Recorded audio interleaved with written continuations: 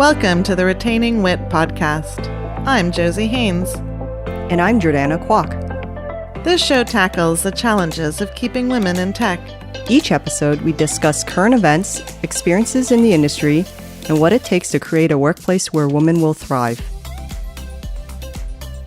On today's episode of the Retaining Wit podcast, we're joined by Monica Bajaj, VP of Engineering at Okta. Monica is a seasoned engineering leader with decades of industry experience building and scaling global diverse teams across both the consumer and enterprise space. She is currently VP of Engineering at Okta, where she leads the developer experience portfolio for their customer identity cloud for developers and SaaS applications. Prior to Okta, Monica led engineering leadership roles at Workday, UKG, Perforce, and NetApp, primarily in the space of consumer enterprise, infrastructure, and security. Monica, thank you so much for joining us today. Thank you, Josie, for having me today on this podcast. Thanks, Monica, for joining us. Can you tell us a little bit about yourself and how you got into the tech industry? Definitely. First of all, thank you, Jordana. It's great to meet you as well.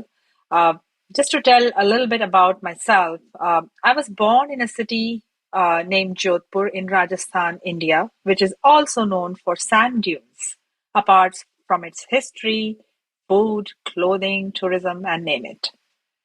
And then I grew up in the central part of India, a place named Indore, which is famous for history, education, and food. So you can see food is a part of my life all over the place.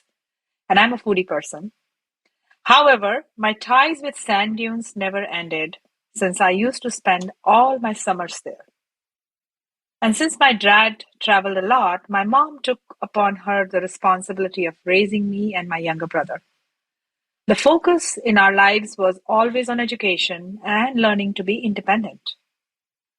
The other forcing factor was my maternal grandpa, whose focus was always to promote girls and women into education. And I realized this only after, growing up as a woman and looking back those years, that how hard it would have been for his role during those days. And then began my journey. Fast forward, I had no idea what I wanted to be in my career except for being independent and having a decent job. Very plain and simple. And that was the only dream I had. Growing up, being in an Indian family and a STEM student, the two options were either you become a doctor or an engineer. And I'm sure many people can relate it. And on top of it, being the only girl in the math club in itself was very challenging. So I was several times questioned about my choices, and it definitely impacted my confidence many times. But one thing kept me moving was the faith and trust from my family.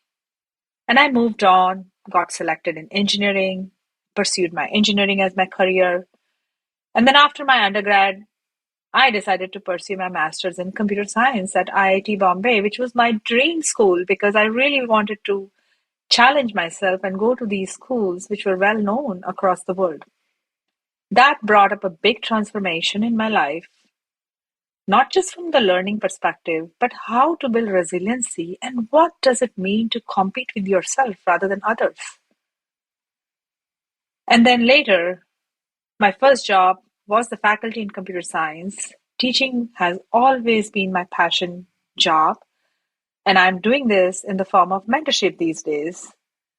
But I want to highlight this first job because it taught me a lot about what it means to survive by yourself as a female in an engineering space, whether it is teaching, whether it is industry. So lots of learnings I gathered from there. So later, I worked in the tech industry in India for 2 years and then moved to Silicon Valley.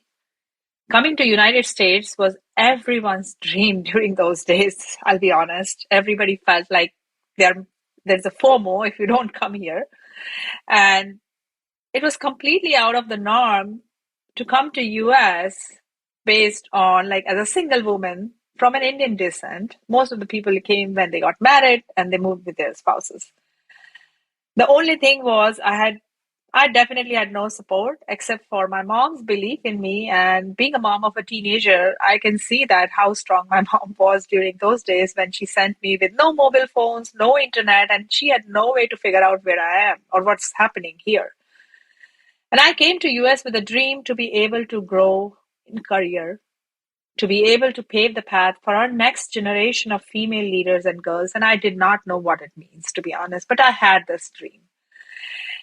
And when I came here, the Silicon Valley was definitely full of silicon companies. Not anymore. You can see that. And I started my career as a software developer, like everybody does, and later moved into different roles. But one thing was common, that I was always a part of the engineering roles. And then I can tell you one thing, what made me thrive was a couple of things: solving challenging problems, creating things, understanding new culture, because this was my first flight, even just the airline flight coming to US all across the continent. I'd never been here, so it was definitely a lot of learning, a lot of opportunity, a lot of challenges.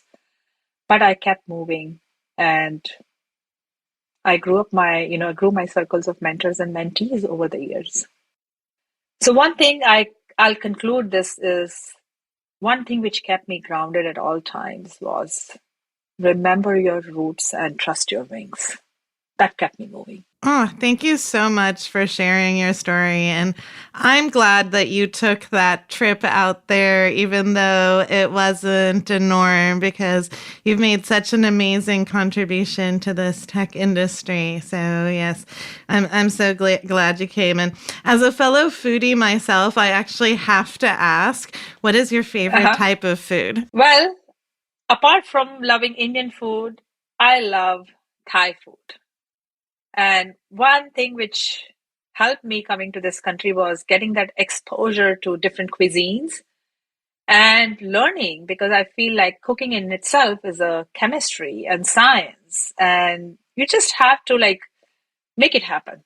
Ah, I love it. I love to cook as well. And I do. I agree. I think it's such a science. And it's one of the reasons I actually like to cook more than bake, because I feel like you can be a little bit more creative with it. And so Yes. I'm sure after the podcast, we can share some recipes and stuff. Definitely, definitely. Anytime, anytime. So get back on topic here, the next question we really wanted to ask you is, what are some of those challenges that you faced in your career as a female leader? You mentioned, coming to the United States as a single woman and then proceeding on to your career. So I'd love to learn more about your challenges and how you've overcome them.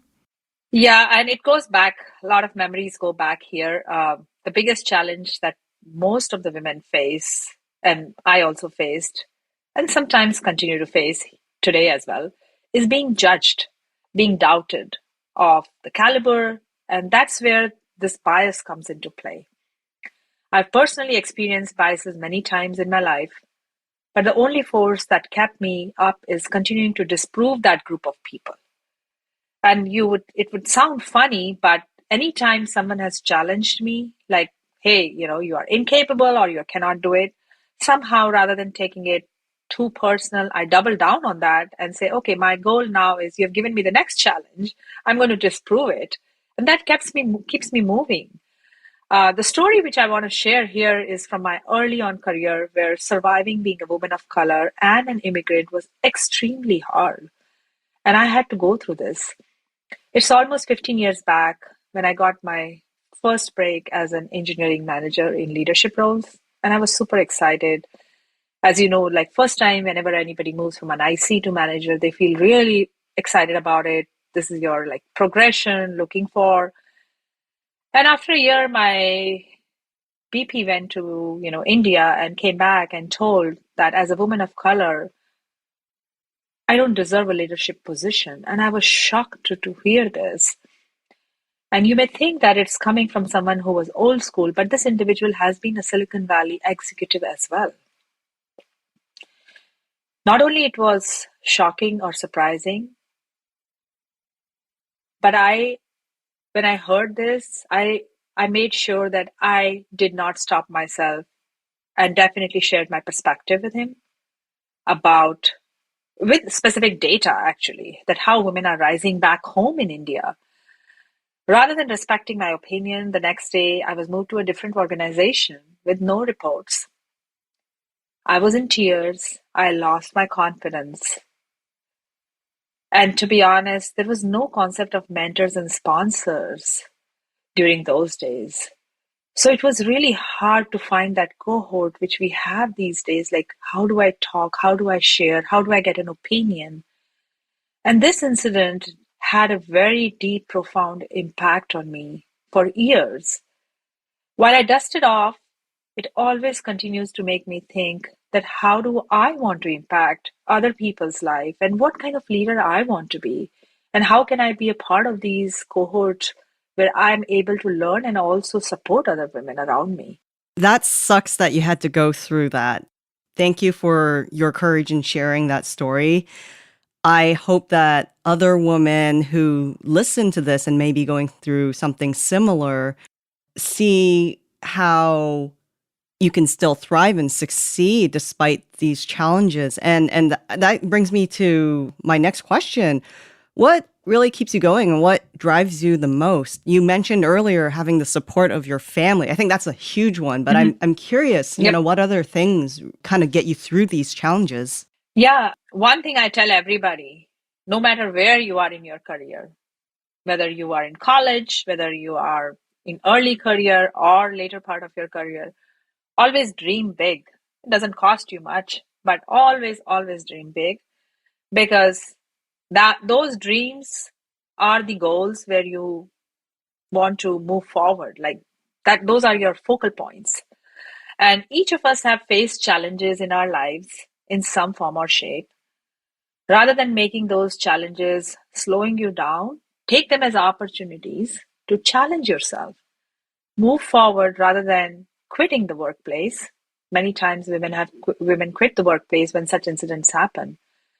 If I reflect back, one common theme was always there in my life is believe in yourself and trust me, you will be unstoppable. I'm a big fan of Angela Duckworth and I read a lot of books about her. This quote, powerful quote, I read it and I want to share here is I won't just have a job, I'll have a calling. I will challenge myself every single day. When I get knocked down, I'll get back up. I may not be the smartest person in the room, but I will strive to be the grittiest. I love that quote. It's, such a important part of getting women to stay in tech is building Mm-hmm. some resilience, right? Yep. I advocate for building more inclusive workplaces and I definitely want to see change, but that's not going to happen overnight. And so for us to be able to thrive, we do need that resilience. And so my next question is, for women who are looking to get to that executive role in tech, and you've recently become that VP at Okta, which has been amazing. And so what advice would you give other women who want to get to that next level in their career? Yeah, one thing I never was like, this was a goal, but I did not focus more on like, okay, I need to do these 10 things to become a VP, to be honest. One thing is consistency. No matter, again, where you are in your career, everybody grows in their career. And it's really important that consistency matters the most. So investing in yourself is one of the big consistency I always do, which is very important. And I'm still working on it, by the way. It's love, lead, and be yourself, which is basically whether you are learning a specific technology, whether you are learning in blogging, writing, whatever it is, right? Just invest in yourself. There is a famous quote from Brene Brown who says like, loving ourselves through the process of owning our story is the bravest thing we will ever do. So this is like being honest to yourself and doing a self-reflection many times and say, okay, these are the areas where I thrive. These are the areas which are areas of opportunity. So invest. The second thing is reflect and define yourself. I'll tell you, I do not know how many of us as women realize that women is a symbol of power. One of the finest and the most beautiful creation without whom no creation is possible. So God has given us so much, you know, power, resilience, we definitely need to put it to good use for sure. We can all do it. And then building your personal brand. So many people talk about it, and it applies to all genders. More so, when it comes to women, is I feel that building your personal brand is super critical. The 3 C's of personal branding I always keep in mind is clarity, which is clarity in the purpose and the reason for what we do. Consistency, be who you are offline and online both. Credibility, which means that use your personal brand presence to build your credibility with your audience. Be authentic about it, what you like, what you don't like. And the last, which is super important, I feel like it should be core to our values, is understand the value of giving. Value of giving back to the community creates a sense of purpose for everyone. And if you are capable, blessed, and fortunate, do take time to give back and create a stronger and thriving community around you. Because then you are growing everybody, whether it's financially, whether it is education, learning, leadership, whatever. And I'm sure COVID times has definitely given each of us as an opportunity to self-reflect, discover ourselves, and realize like how fortunate people can be. So research has also shown that giving back increases happiness, decreases depression, and helps in improving mental and physical health, which are the core problems these days. So it's really important that we focus on that as well. I absolutely love your focus on the value of giving. That's one thing that really was one of the goals with starting this podcast, retaining wit, to give back to the community in a way that hopefully will result in having more women stay in tech. So I really love your point on that. And to kind of pivot over to another question, and you mentioned earlier that you did start off in software engineering roles and you eventually moved into management. I'm really curious, who inspired you to take up leadership roles? Well, I'll tell you, like, there was no one who told me that I need to do this in a certain way. And I feel like I tell everybody, when the opportunities land in your lap, just take them, try them out, right? You have nothing to lose. Because very few times, the opportunities will come and knock at your door. So don't miss those. The only thing that has kept me moving so far has been the advice from my mother. And I still get a lot of advices, by the way, every day, is always ask, always take on new challenges, and always be independent. So these 3 things, and I have kind of like said the same things to my daughter as well, and my son as well, because I feel like those are like the basic principles. If you don't do these things, things don't move. And what has driven me so far is the faith that people had in me to give me those opportunities, because obviously they had more faith in me than me having in myself many times. The relationships I have invested in, and the rest is just believing in yourself. It's like, you give me the challenge and I'll find my way to make it happen, right? I've crossed my path with several amazing leaders, some in person, some virtual, some I've never met. And I just admire them from distance. But one thing I make sure is that if I find someone whom I really admire, I take time to observe them either on a social media or try to see if I get an opportunity to meet them and connect with them. So I like to observe a little bit and learn from the observation, because it's very hard to meet with everyone, right? So that's the key thing. Thank you so much for taking the time to share that. I completely agree. And I think this isn't about having to reinvent the wheel every time. And there's amazing leaders out there that we can truly learn from. And so I love that you shared that tip. And so our final question here for you is, what is the best piece of advice you've received in your career so far? Oh, that advice sticks to my heart, right? And I'll tell you, it's never give up and hold on to it like Mumbai train. And why it is, if you ever have been to Mumbai, which is Bombay, it is hard to get in the train. And once you are in the train, then it is very hard to stay in the train because there are so many people and there are no doors in the train, by the way.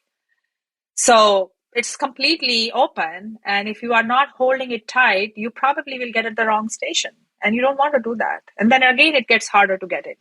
So one of my professors told me when I was at IIT Bombay is like, never give up and hold it like Mumbai train. Getting into IIT is hard, but getting out is like holding on to it like a Mumbai train. That's amazing. I have this visual image of hanging on with so many other people and how physically and mentally tough that is. And I think it's a perfect analogy. Yes, it is. It is. And it's funny that, I met the professor a few years back at the airport on my trip to India, and we talked about it. And I'm like, I still remember the quote which you mentioned to us, all students. So it's amazing. I love that that stuck with you. Yes. So at the end of each episode, we like to share a retaining wit tip of the week. Monica, what is one tip you'd like to share with the women in the tech industry? Okay. So I'm a big fan of watching basketball. I used to play basketball, and I feel that sports is the best analogy when it comes to one's professional or personal life. So I would share this one tip that I've learned over years. And I did not realize this growing up, by the way. So just being true there is to be a champion, compete. To be a great champion, compete with the best. But to be the greatest champion, compete with yourself. So that's really important. If you really want to succeed, compete with yourself always. Love that tip. Thank you so much for taking the time to join us today. Thank you for having me, Josie and Jordana. It was a pleasure to be on this podcast, and hopefully I'm able to inspire even one person through my stories. That would be awesome. Absolutely. That's one of the main goals of this podcast. So I really appreciate you sharing your journey and your story with us. Thank you. Thanks for listening to the Retaining Wit podcast. You can keep up with our latest episodes at retainingwit.com, on Apple Podcasts, or wherever you listen to your favorite podcast shows.